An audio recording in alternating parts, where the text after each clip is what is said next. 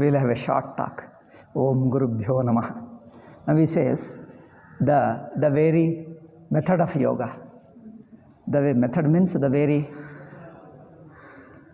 process of yoga, process of nididhyasana. So far we discussed the external preparation, the mind, sitting, and the physical condition, mental condition, what attitude, values and all that. Now the main nididhyasana, how to do that. That he says, Sankalpa, you sit on the seat, you close your eyes, and then what you are supposed to do inside the mind. That he says, Sankalpa prabhavan kaman styaktva sarvana seshataha manasaivendriya gramam viniyamya samantataha. These two shlokas go together because they constitute one sentence. Because the first shloka is a sentence is incomplete. It is connected with the other. So it's a one clause and second clause, it's a one sentence. Shanairuparamedh buddhya dhritigrihitaya atma samstham manah kritva nakinchidapi chintayet. This is the main nididhyasana. So, sankalpa prabhavan kaman styaktva sarvana sheshatah. Having given up all the desires born of sankalpa. Here, sankalpa, any desire arises only when you think of it. Sankalpa is you have a positive opinion, a positive idea of something. I think we said this before in second chapter probably, but I'll say once again. Sankalpa is the root which generates a desire. Then what is that sankalpa? Before a desire arises, in the mind, you have some positive view about it. Tendency has a root again. Inclination has a root. The root of the inclination is you have a view about the object, the value about the object. You think that this object gives me happiness or anything. It may be heaven, it may be name, fame, pleasure, money, anything. It gives me security. It gives me happiness. It is good for me. When you believe, there is a belief or there is a value. You have a value about it. So that value generates an inclination. That inclination, when it becomes a concrete, it becomes a desire. So, sankalpa is the value of it, a judgment about it. It is this, it is like this. So, sankalpa prabhava is born of the sankalpa, born of a positive opinion about a thing. You have a positive opinion, born of that positive opinion is kama. So, all the desires that we have are born of some positive opinion about the world. World are worldly things and experiences. Regarding everything, we have a positive opinion. This positive opinion creates a soft corner for it. The inclination which you told, I say the same inclination in a different word. You have a little soft corner for it. You feel something good about it. It's just a vague, slightly, inclination is the right word. You have a soft corner for it. You feel inclined towards it. That inclination becomes a desire. So, the root of the desire is inclination. Root of the inclination is you have a positive opinion, a positive thought, an inviting thought, an inviting value about it. So, if you stop that inclination, if you stop that viewing positively about it, the desires do not arise. So all the desires have to be suspended, have to be dissolved, not suspended, better to remove them. In fact, it's not that you are removing the desires now. We have started in the beginning only. Beginning when he becomes a sadhaka, when he becomes a mumukshu, when he starts karma yoga, then only he starts with vairagyam. Vairagyam means detachment, giving up desires. He starts practicing desirelessness, giving up desires from then only. Gradually has been giving up. Now at this stage, even whatever is left out, if there is any left out, give up that also. That's what he means. It doesn't mean that you have to give up the desire at this stage. Now you could entertain desires earlier. It's not that. Even from the before, he has been told the same thing, that the give up the desires, that is a sadhana right from beginning. So now at this stage, he has given up many more desires. If there is any subtle inclination, some interest somewhere is lying in the mind. Yeah? So even that little bit also must be given up. Therefore, sankalpa prabhavan kaman sarvan aseshataha. All the desires, aseshataha. Sesha is left out. Aseshataha means without leaving anything, without retaining anything, give up completely everything other than oneself. That means in the entire world, he shouldn't have any inclination for any object or any experience either of this world or the other world. No experience, no object, no experience should have any attraction for him. The entire world looks like a blank. Blank means no taste, no interest.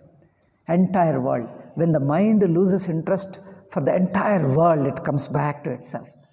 No, you can never think of them. It's something like in the world, every people have some places, some interests. For certain people, we have a soft corner. When you think of the world, think of those special people. Some language, some people have their own language, some cities, some towns, some people. But he has to learn the detachment. There is nobody who is special for you in the world. There is no city, no town, no language, no religion, no book, nothing in the world. All are just the same, one universal waking state. So no soft corner for anybody special. When you close your eyes, so one has to question oneself, what is it that specially interests me in this world? If you try to recall, nothing should come, because everything is blank, because no special taste, no special liking for anything on the earth. All are just the same. We just use them, we live them because we need to live with them. We just live, that's all. Not that nothing carries any special attraction for me, so that I retain it, I have a soft corner for it in my heart. No soft corner for anybody on the earth, any object, any experience, everything he just gives up. Then the mind becomes totally relaxed like a mirror. See, the mirror doesn't carry anything. Whoever comes, it just reflects. It goes away, that's all, leaves them, forgets. Doesn't carry anything. So that mind becomes a totally purest person. Sankalpa prabhavan kaman styaktva sarvana seshatah. Because this thought, if there is a subconscious inclination in the subconscious mind, and more and more again and again you think of them, then it gets reinforced. The soft corner for it, the inclination gets strengthened. Therefore, he just doesn't think of them. And then gradually the inclination also weakens, then it totally gets erased. Then mind becomes just a purest mind. In that mind, sarvan aseshatah manasaiva indriya gramam samyamya. When the mind loses all impressions, all values, all inclinations, all tastes for anything, if mind becomes totally emptied, we call them a sponge in water, it becomes a wet. The wetness is used for attachment. We call wetness is an attachment. Then you squeeze it, all the water goes away. There is a little bit of still what you call dampness is there in the sponge. Then you leave it on the open ground or under the sun. After a half an hour, then that also gets dried up. Then the sponge is totally dry sponge. Like that, mind should become totally dry sponge without any dampness, without any taste. So the taste is called wetness. Dampness, wetness is a taste. It should become totally dry. But the dry in English is all negative. Dry is negativeness.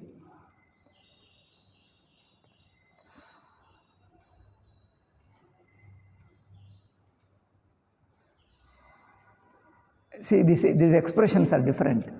In English, they say the cold response and a warmth. He spoke with warmth. Warmth means love. Cold means no love.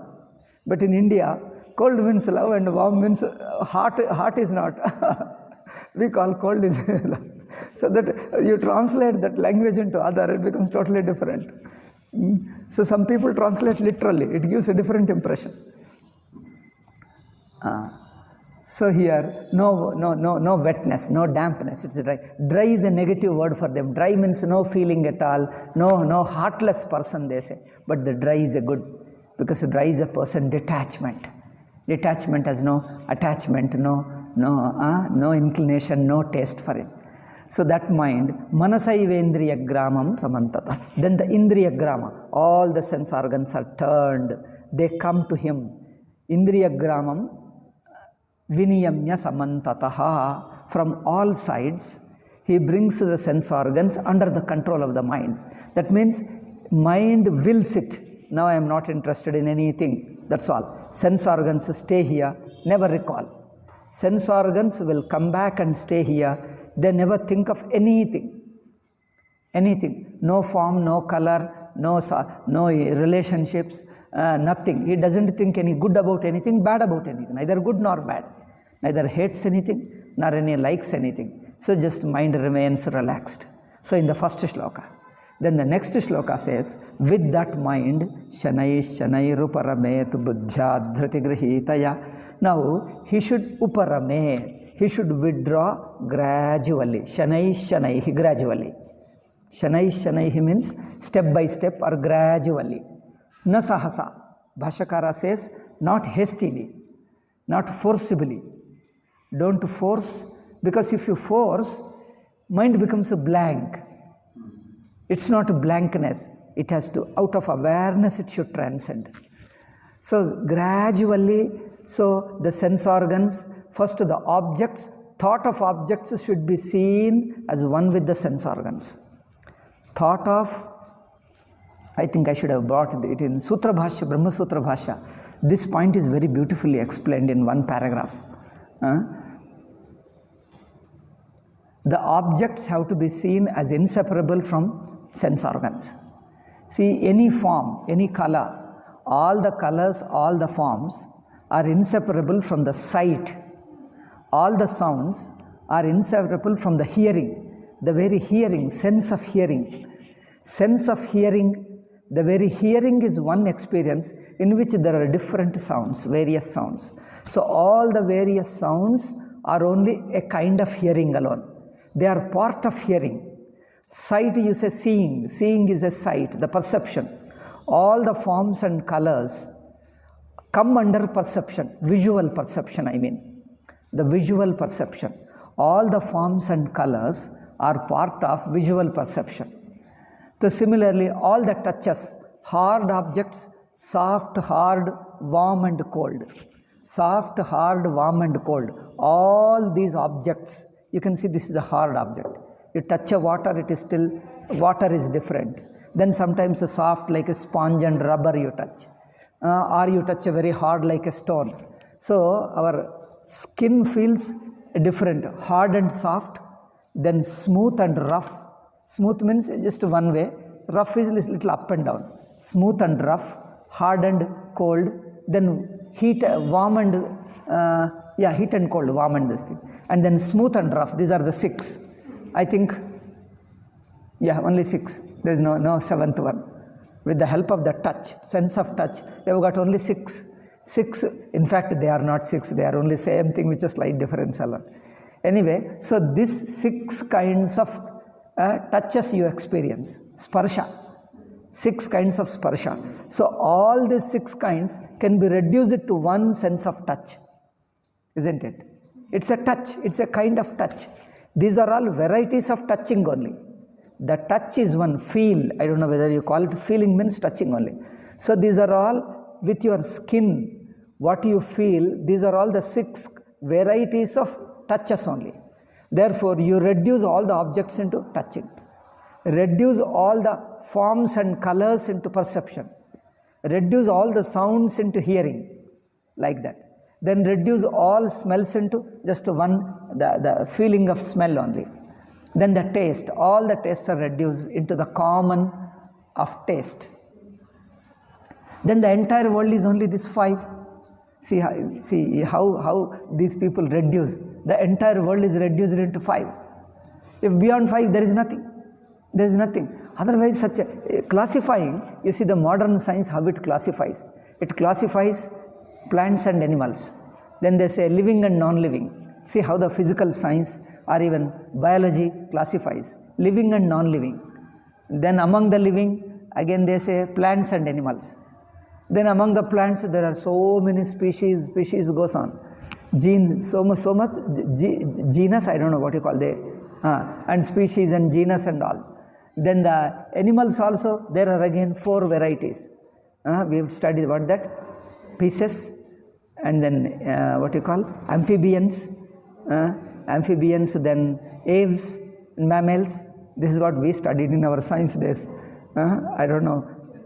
Pisces is fishes. Then aquatic animals. You call fishes. Oh, I think these words are very close to you. These words are close to your Italian, probably Latin, through Latin only. Then they say amphibians. Amphibians live, both are aquatic and terrestrial. So they move within water and all that. Then come to the aves. We call aves means the birds. Then the mammals, so they classify them. But you see how the Indians classify. So the purpose of classification is different. You have to study them in one angle, therefore your classification changes. Here, we have to reduce everything into Atma, therefore we don't need this kind of classification. We have to reduce everything into Atma, therefore all the world consists of 5, therefore we call them Panchabhuta. Why Panchabhuta? Have you ever thought of why Panchabhuta, why not 6 or 10 or? Because we have got 5 sense organs. We have got only 5, we don't have the 6th sense organ. Therefore, the entire world is reduced to 5 because we have got only 5 sense organs. So, we come through our life, our experience. So, the entire world is reduced to 5 bhutas. And the 5 bhutas also, if you see them, 5 sense organs have the 5 sensations. So, one earth has got all the 5 sensations. What is earth? Don't go by this external definition of science, go by our Vedantic definition. Earth is something, earth is among the 5 bhutas, the last bhuta. The last element has got all 5 sensations.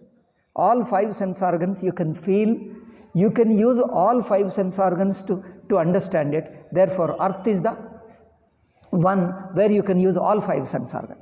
Then go to one bhuta before. 1 sense organ is removed. Only 4 sense organs you can feel.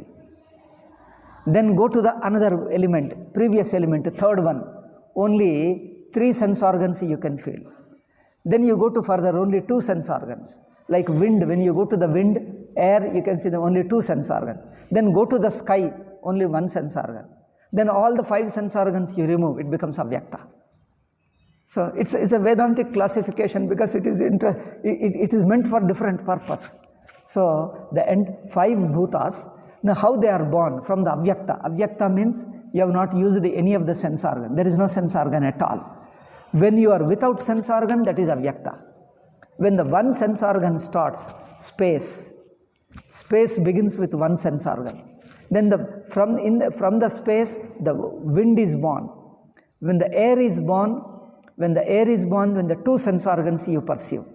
Then the fire or light or fire is experienced through 3 sense organs. Then the water means liquid, any liquid. So, therefore we call water is in our Vedantic sense, apaha, liquid. Any liquid is experienced with 4 sense organs. Then come to the last gross thing, any gross, not only earth, stone, anything, any gross object, any solid one. It's only all 5 sense organs you use them. This is how you use them. Then they say that the world is created, not created, but it is meant for your contemplation. So that you can see how from the avyakta, from the unmanifest, the process of the method of world appearance. Now you go back in the reverse direction, you reduce the earth into the water. So the solid substance, you heat it. Solid substance melts, it becomes water. Liquid. Whole world can be reduced into liquid. Then all the liquids can be reduced into further heated. It becomes further hot liquid. Vapors like. Then further it becomes the vapor state. See, from the liquid to vapor state is called fire because it's highly hot. From that state it becomes the air state. Then it spreads all around. Then if the air is spreading in the infinite sky, what will happen? The air will become further thin. Sky is infinite. If the air goes on spreading, ultimately it becomes equal to sky. There is no air at all. Air disappears, it will be equal to sky. Then the sky also, sky is nothing but only a thought of relationship, time and space. Sky means time and space. Earth is what you call the ether, akasha. Akasha is time and space. Then the time and space is further reduced to the timeless, space, dimensionless existence. That is avyakta. So this process of our srishti, Shankaracharya says and Upanishads say clearly, we don't say that this is the process in which the world is really born. We don't know how the world is born. But it helps you to understand the truth and leave out the world. It is for the sadhaka to contemplate in these lines so that you can go back to reach back the Brahman. This sequence is for the meditation, sequence is for the Vedantic vichara, not that this is how the world has really happened. How do you know? Who knows? Who knows how the world has really happened? No human being can know, because all human beings are born within the world. Nobody existed at the beginning of the world. When the world was born, were you sitting there? How could you see that? Nobody could see. Because we are all born within the world alone. All our sense organs and mind are part of the world. So nobody can see that. Therefore, Upanishad adopts these steps of Srishti, the Srishti Krama, the sequence of the world, sequence of creation, only to help you to contemplate, reduce the larger one into smaller, or reduce the grosser one into subtler, still subtler, further subtler, ultimately. Totally invisible, totally unmanifest. Even that unmanifest is only an imagination, keeping this world in view. Otherwise, when the world disappears, unmanifest also has no place. Neither manifest nor unmanifest. There is only one pure consciousness. So this method is for contemplation, not for actual happening. We don't know how it. First thing is, how was the snake born? Can anybody say? How was the snake born? The mistaken snake. When the rope is mistaken for snake, how was it born? Or you take the dream. How was the dream born? From which city? In dream you see number of villages, towns and cities and forests, river and etc. Which one you started first? You started first with earth, or you started first with plants and later earth? How did you start? Oh, first I saw the plants and animals. Okay. First you saw the plants, then where did they stand? Then later earth comes. Where did the plants stay without earth? So first you have to say the earth. But did you see the earth first and there was only bare earth and later? You can't say which is earlier, which is later. In the dream, you can't start with one particular object and then go to the other world. Whole world you see. You don't know which is first, which is later. Because dream is such an experience. That's why we say Anadi, Ananta, beginningless. You find the whole world and you are there. That's all.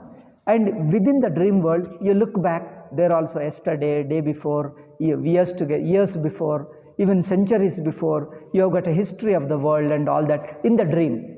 In the dream, you have a past history. But then there also you wonder, when was this world born? Who created it? How he created it? Before all humanity existed, what was there? Suppose in dream you are sitting there and you are sitting with another scientist trying to find out when was this world born? Before all world was born, who was there? Was there an ape, a monkey? They call ape. That I don't know what is why they call it ape. Monkey. One monkey is called ape, or ape is the name of a monkey.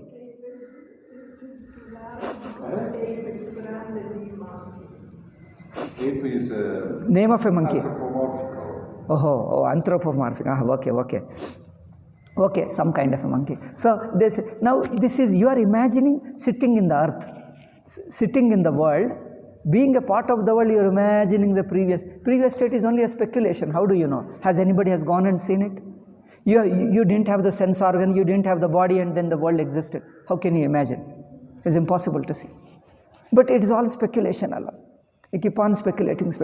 So there was a monkeys, before monkeys something else, then before that amoeba, one cellular, monocellular organism, and before that there was only water, before that then something else, then there is only earth, then the sun, then before sun what was there? They said there was sun in the beginning, you say, before sun? Or there was only space, empty space, before the empty space? Or Vedanta goes further. Before the empty space, I'll tell you, before the empty space, your mind is going back, and your mind becomes empty, isn't it? Before the empty, first you imagine the empty space. Then beyond the empty space, when you leave the empty space, your mind disappears. So all this empty space is imagined in you. You are the basis of entire universe. See, you are sitting here and imagining. So you, the conscious being, in your conscious being is a mind. You are imagining the empty space.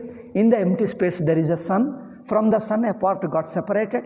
Then it cooled down and became the earth. In the earth the water developed. And the water, from the water, the first monocellular organism. And from that this thing.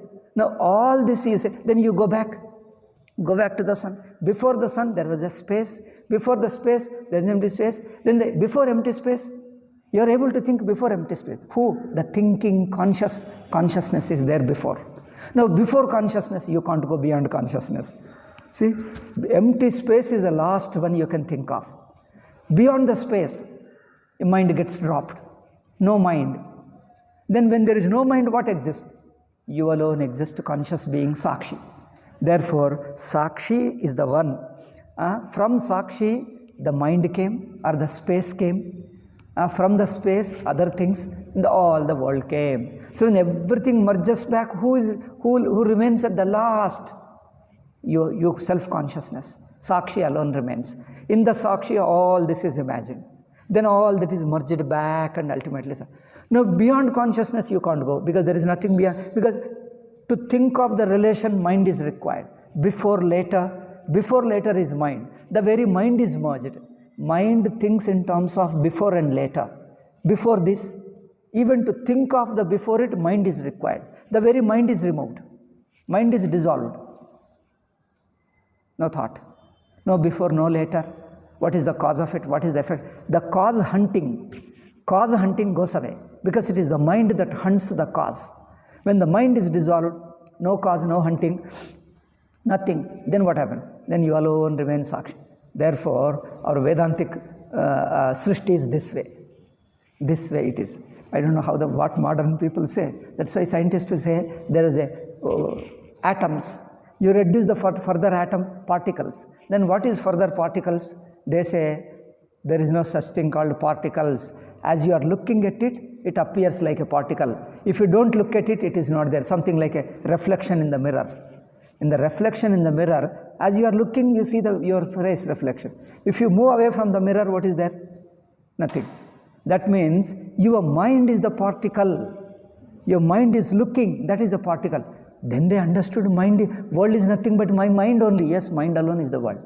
That means at that stage, they are coming from the Sthula Prapancha to Sukshma. The scientists are also coming to Sukshma. Then it's good. Then we thought that, it's good that they are also coming to Vedanta. But they should continue doing meditation. Do scientists do meditation and reduce the whole world into mind? They won't do that. They won't meditate. They should see that whole world is reduced to time and space. World is nothing but time and space. All the time and space is further reduced to Sakshi, witnessing consciousness. Because the time and space is mind. Whole world is reduced to time and space, that is mind. Mind means relations. Relation is time and space, isn't it? What is time and space? Relation. Mind thinks in terms of relationship. All world is nothing but relativeness. Are the objects exist without relationships? Objects are reduced into relations. Relationship is time and space. That is the mind. Relationships, all the objects are part of relations. All the relations are nothing but mind. When you remove the mind, the relationships go away. So there is no cause and effect relationship. Part and whole, cause and effect. Then what you say? Previous and later. All these kinds of near and far, before and later. Before and later is a time relationship, time-wise. Spatial relationship, near and far. Then cause and effect, all these are relationships. All these relationships, we call them time and space. That is the mind. Therefore, you transcend the very mind.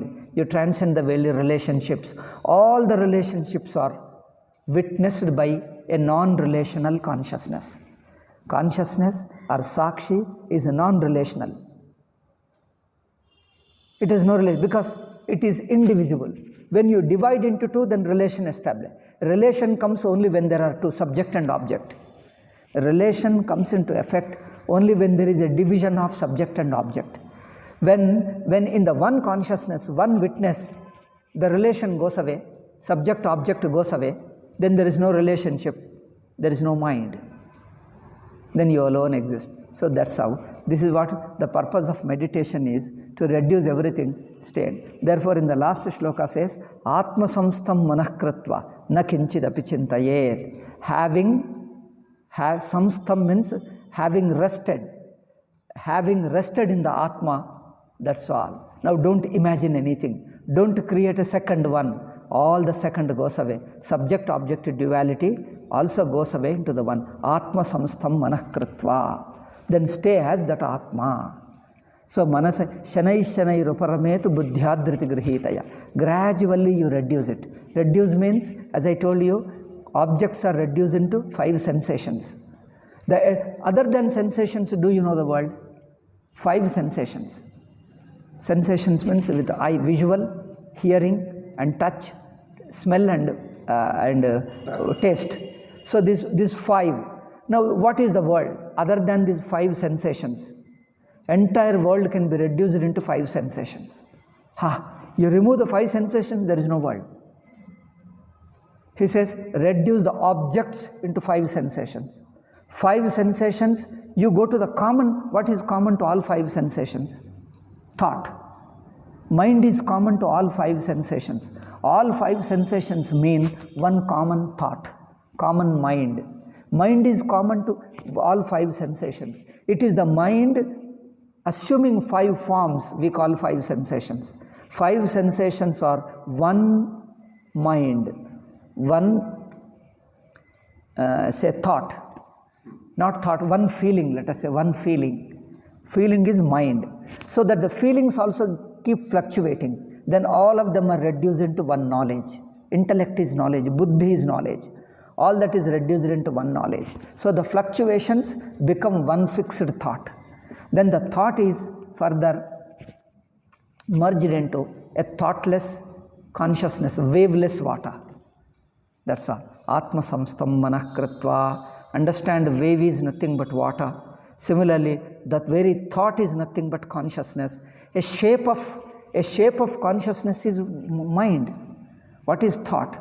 Thought is only a shape of consciousness. Then why do you get stuck to the shape? Go to the root of it. In the consciousness, there is no wave apart from it. There is no mind, there is no thought other than consciousness. Consciousness is one, indivisible, non-fluctuating. Atma samstam manah kritva na kinchid api chintayet. So even your fluctuations are within water only.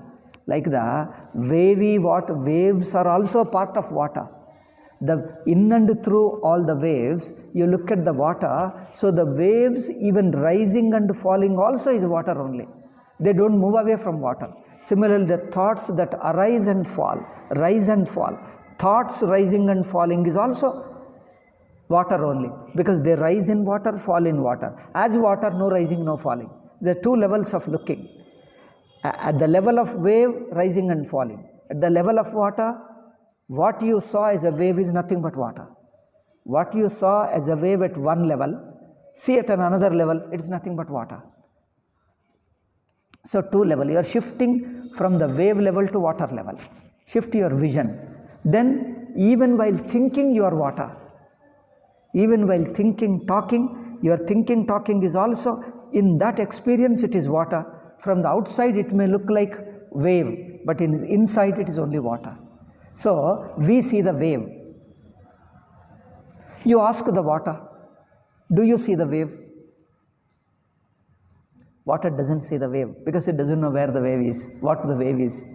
From the water standpoint, it is only water. What you call wave, what you see as a wave, for me is only water. For me, it is only a water. Or another person, like a dancer dancing, sometimes standing and bending and sitting and then moving. All these movements look like various people. All these movements, dancing postures, various postures of a dancer look like various forms, various people. Like we call in our what you call classical dance, Dashavatara. Once you say that what you call Krishna Avatara, then Rama Avatara, then all this 10 avatars, she shows you 10 people there. But as a person, she is one. Appearances are 10, but all the 10 can be reduced to one person only. In spite of 10, she is one. She appears as 10 people, but she is one only. Similarly, all the waves, in spite of multiplicity of waves, all the multiplicity as water is one. Similarly here, all the world is reduced to sensations. Sensations are reduced to feelings. Feeling is reduced to thought. The thought is reduced to consciousness alone and stay as the consciousness.